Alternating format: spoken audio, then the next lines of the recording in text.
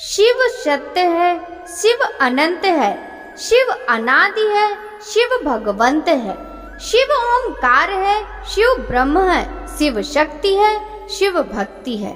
सभी भक्तों को सादर प्रणाम। भक्तों, आप नियमित प्रातः 5 बजे हमारे चैनल पर श्रावण मास महात्म्य की कथाएं श्रवण करते हैं। साथ ही प्रातः 5:30 बजे शिव महापुराण की कथाएं भी श्रवण करते हैं।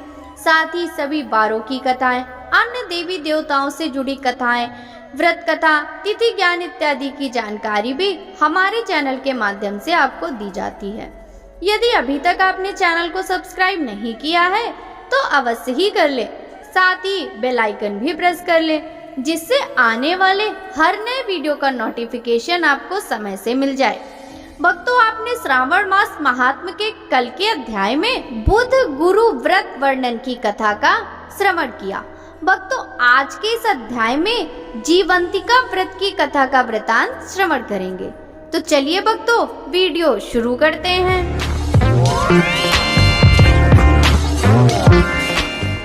ईश्वर बोले, हे सनत कुमार, इसके बाद अब मैं शुक्रवार व्रत का आख्यान कहूंगा, जिसे सुनकर मनुष्य संपूर्ण आपदा से मुक्त हो जाता है।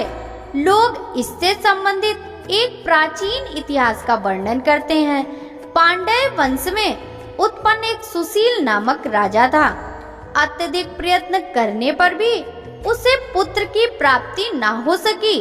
उसकी सर्वगुण संपन्न सुकेशी नामक भार्या थी। जब उसे संतान न हुई तब वह बड़ी चिंता में पड़ गई।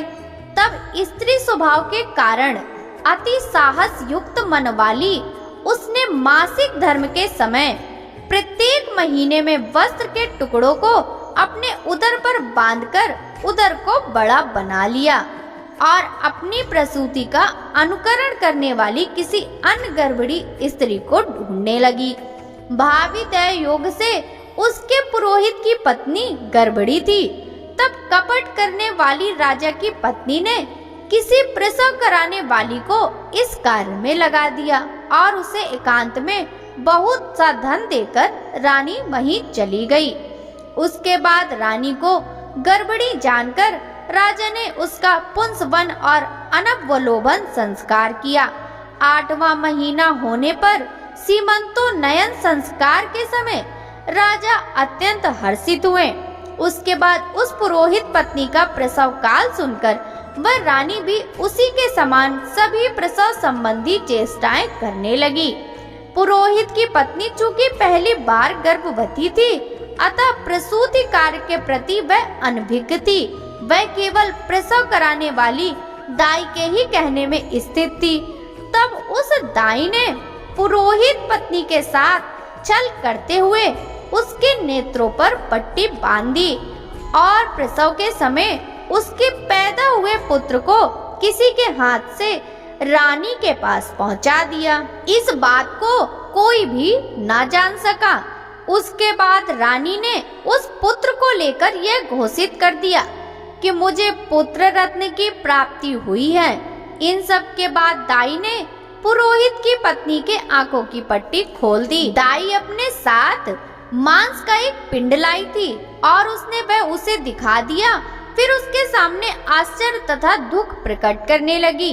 यह कैसा अनिष्ट हो गया और कहने लगी, अपने पुरोहित पति से इसकी शांति जरूर करवा लेना।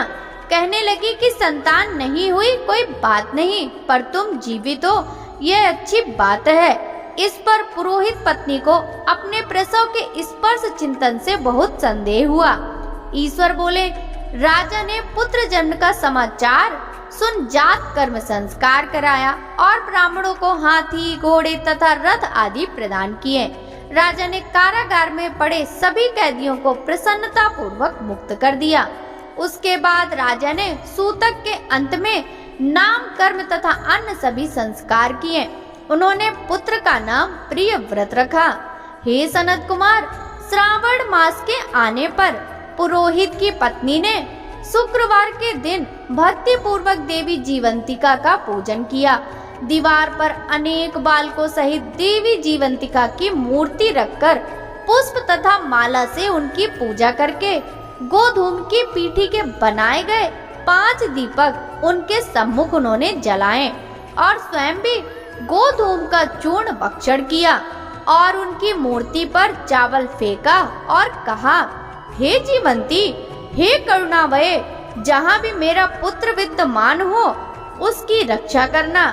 यह प्रार्थना करके उसने कथा सुनकर यथाविधि नमस्कार किया। तब जीवंतिका की कृपा से वह बालक दीर्घायु हो गया और वे देवी उसकी माता की श्रद्धा भक्ति के कारण दिन रात उस बालक की रक्षा करने लगी। इस प्रकार कुछ समय बीतने पर राजा की मृत्यु हो गई। तब पितृभक्त उनके पुत्र ने उनकी पारलौकिक क्रिया संपन्न की। इसके बाद मंत्रियों तथा पुरोहित ने प्रियव्रत को राज्य पर अभिषिक्त किया। तब कुछ वर्षों तक प्रजा का पालन करके तथा राज्य भोग कर वह पितरों के ऋण से मुक्ति के लिए गया जाने की तैयारी करने लगा। राज्य का भार वृद्ध मंत्रियों पर भक्ति पूर्वक सौंपकर वह स्वयं के राजा होने का भाव त्याग कर उसने कार्पटिक का भेष धारण कर लिया और गया के लिए प्रस्थान किया। मार्ग में किसी नगर में किसी गृहस्थ के घर में उन्होंने निवास किया। उस समय उस गृहस्थ की पत्नी को प्रसव हुआ था। इसके पहले षष्ठी देवी ने उसके 5 पुत्रों को उत्पन्न होने के 5वें दिन मार दिया था। यह राजा भी उस समय 5वें दिन ही वहां गया हुआ था। रात में राजा के सो जाने पर उस बच्चे को ले जाने के लिए षष्ठी देवी आई। जीवंतिका देवी ने उस षष्ठी देवी को यह कहकर रोका कि राजा को लांघकर मत जाओ। तब जीवंतिका के रोकने पर वह षष्ठी जैसे आई थी वे वैसे ही चली गई। इस प्रकार उस गृह स्वामिनी ने उस बालक को 5वें दिन जीवित रूप में प्राप्त किया। ये लोग इतने प्रभाव वाले हैं, यह देखकर उस गृहस्थ ने राजा से प्रार्थना की, हे राजन, आपका निवास आज के दिन मेरे ही घर में हो। हे प्रभु, आपकी कृपा से मेरा यह छठा पुत्र जीवित रह गया। उसके इस प्रकार प्रार्थना करने पर करुणा निधि उस राजा ने कहा कि मुझे तो गया जाना है। तब राजा गया के लिए प्रस्थान कर गए। वहां पिंडदान करते समय विष्णुपद वेदी पर कुछ अद्भुत घटना हुई। उस पिंड को ग्रहण करने के लिए 2 हाथ निकल कर आए। तब महान विस्मय युक्त राजा संशय में पड़ गए और पुनः पिंडदान कराने वाले ब्राह्मण के कहने पर उन्होंने विष्णुपद पर पिंडदान रख दिया। इसके बाद उन्होंने किसी ज्ञानी तथा सत्यवादी ब्राह्मण से इस विषय में पूछा। तब उस ब्राह्मण ने उनसे कहा कि ये दोनों हाथ आपके पितर के थे। इसमें संदेह हो तो घर जाकर अपनी माता से पूछ लीजिए, वह बता देंगी। तब राजा चिंतित तथा दुखी हुए और मन में अनेक बातें सोचने विचारने लगे। वे यात्रा करके पुनः वहां गए जहां वह बालक जीवित हुआ था। उस समय भी उस स्त्री को पुत्र उत्पन्न हुआ था और उसका 5वां दिन था। वह जो दूसरा पुत्र था उसे लेने रात में फिर वही षष्ठी देवी आई। तब जीवंतिका के दोबारा रोके जाने पर उस षष्ठी देवी ने उनसे कहा, इसका कैसा क्या कृत्य है अथवा इसकी माता तुम्हारा व्रत करती है जो तुम दिन रात इसकी रक्षा करती हो। तब षष्ठी का यह वचन सुनकर जीवंती ने धीरे से मुस्कुराकर इसका सारा कारण बताया। उस समय राजा शयन का बहाना बनाकर वास्तविकता जानने के लिए जाग रहा था। अतः उन्होंने जीवंती और षष्ठी दोनों की बातचीत सुन ली। जीवंती ने कहा, हे षष्ठी, श्रावण मास में शुक्रवार को इसकी माता मेरे पूजन में रत रहती है और व्रत के संपूर्ण नियम का पालन करती है। वह सब मैं आपको बताती हूँ। वह हरे रंग का वस्त्र तथा कंचुकी नहीं पहनती तथा हाथ में उस रंग की चूड़ी भी नहीं धारण करती।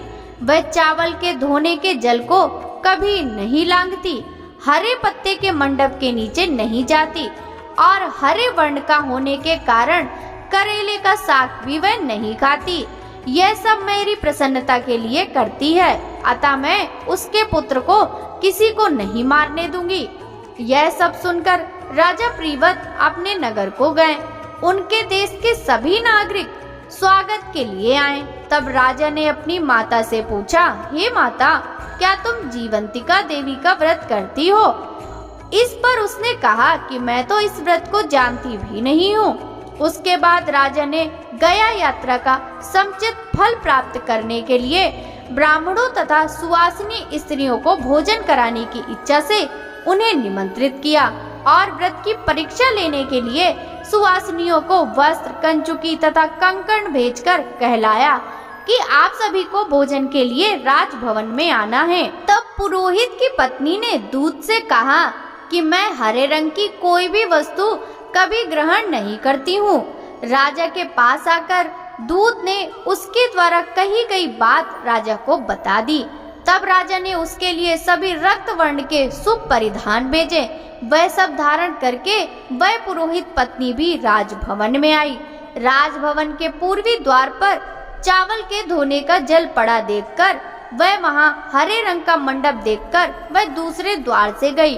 तब राजा ने पुरोहित की पत्नी को प्रणाम करके इस नियम का संपूर्ण कारण पूछा।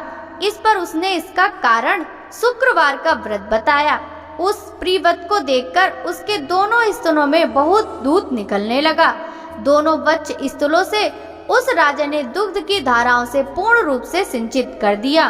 तब गया में विष्णुपदी पर निकले दो हाथों जीवंतिका तथा षष्ठी दोनों देवियों के वार्तालाप तथा पुरोहित पत्नी के स्तनों से दूध निकलने के द्वारा राजा को विश्वास हो गया कि मैं इसी का पुत्र हूँ। उसके बाद लालन पालन करने वाली माता के पास जाकर विनम्रता पूर्वक उन्होंने कहा, हे माता, डरो मत, मेरे जन्म का वृतांत सत्य सत्य बता दो। यह सुनकर सुंदर केसों वाली रानी ने सब कुछ सच सच बता दिया।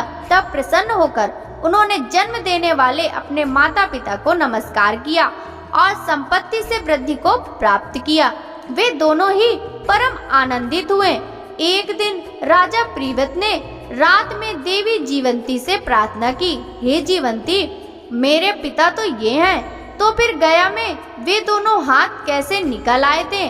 तब देवी ने स्वप्न में आकर संशय का नाश करने वाला वाक्य कहा, हे प्रिव्रत, मैंने तुम्हें विश्वास दिलाने के लिए यह माया की थी, इसमें संदेह नहीं है। हे सनत कुमार, यह सब मैंने आपको बता दिया। श्रावण मास में शुक्रवार के दिन इस व्रत का अनुष्ठान करके मनुष्य सभी मनोरथों को प्राप्त कर लेता है। इस प्रकार श्री स्कंद पुराण के अंतर्गत ईश्वर सनत कुमार संवाद में श्रावण मास महात्म्य में शुक्रवार जीवंतिका व्रत कथन नामक 9वां अध्याय पूर्ण हुआ। भक्तों, आगे की कथा का वृतांत हम कल के अध्याय में श्रवण करेंगे।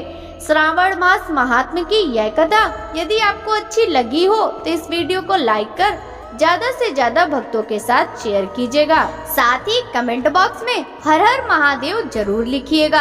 आपसे मिलते हैं कल के अध्याय की कथा के साथ। सभी भक्तों को हरे कृष्णा, राधे राधे, हर हर महादेव।